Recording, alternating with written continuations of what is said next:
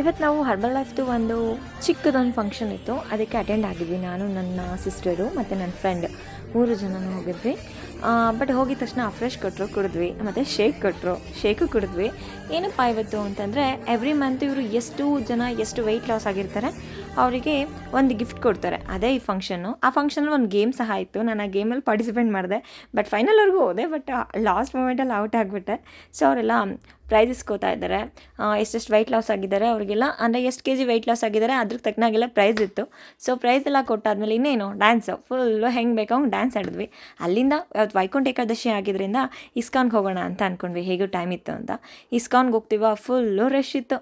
ಸರಿ ಹಂಗೂ ಹಿಂಗೂ ಸ್ವಲ್ಪ ಪಾರ್ಕಿಂಗ್ ಒಳಗಡೆ ಹೋಗೋವರೆಗೂ ಸ್ವಲ್ಪ ರಶ್ ಇತ್ತು. ಆಮೇಲೆ ಫ್ರೀ ಆಗೋಯಿತು. ದರ್ಶನವೂ ತುಂಬ ನೀಟಾಗಿ ದರ್ಶನ ಆಯಿತು.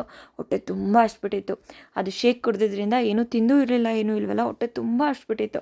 ಸರಿ ಅಂದ್ಬಿಟ್ಟು ಹೋದ್ವಿ ಪ್ರಸಾದ ಇಸ್ಕೊಳ್ಳೋಣ ಅಂತ. ಇಷ್ಟು ಖಾರ ಪೊಂಗಲ್ ಕೊಟ್ಟರು, ಅದೆಲ್ಲೂ ಸಾಲಿಲ್ಲ. ಇನ್ನೊಂದು ಸ್ವಲ್ಪ ಕೊಡ್ರಿ ಅಂದರೆ ಕೊಡಲ್ಲ ಅಂದರು. ಸರಿ ಅಂದ್ಬಿಟ್ಟು ಅಷ್ಟು ರಶ್ ಇದ್ರೂ ಪರವಾಗಿಲ್ಲ, ಊಟಕ್ಕೆ 1 ಅವರ್ ವೆಯ್ಟ್ ಮಾಡಿ ಊಟ ಮಾಡಿದ್ವಿ. ಬಟ್ ಬರ್ತಾ ಏನಾಯಿತು ಅಂತಂದರೆ, ಕರೆಕ್ಟಾಗಿ 8th ಮೇಲಲ್ಲಿ ಪೆಟ್ರೋಲ್ ಖಾಲಿ ಆಯಿತು. ನನ್ನ ಪಾಡು ಯಾಕೆ ಕೇಳ್ತೀರಾ, ಯಾರನ್ನ ಡ್ರಾಪ್ ತೊಗೊಂಡು ಸ್ವಲ್ಪ ಮುಂದೆ ಹೋಗಿ ಪೆಟ್ರೋಲ್ ತೊಗೊಬರೋಣ ಅಂದರೂ ಆಗಲ್ಲ. ಫ್ಲೈಓವರ್ ಹತ್ತಿದ್ದೀನಿ, ಅಲ್ಲಿಂದ ಗಾಡಿ ಟರ್ನ್ ಮಾಡೋಣ ಅಂದರೂ ಆಗ್ತಾಯಿಲ್ಲ ನನಗೆ. ಏನು ಮಾಡೋದು, ಆದಷ್ಟು ದೂರ ಪೆಟ್ರೋಲ್ ಬಂಕ್ ಸಿಗೋವರೆಗೂ ದಪ್ಕೊಂಡು ಹೋಗಿದ್ದಾಯಿತು. ಇದಾಗಿತ್ತು ಇವತ್ತು ನನ್ನ ಕತೆ. ಅದಕ್ಕೆ ಹೇಳೋದು, ಗಾಡಿ ತೆಗಿಯೋಕ್ಕೆ ಮುಂಚೆ ಫಸ್ಟ್ ಪೆಟ್ರೋಲ್ ನೋಡ್ಕೊಬೇಕು ಅಂತ. ಬೇಕಿತ್ತಾ ಇದು ನನಗೆ?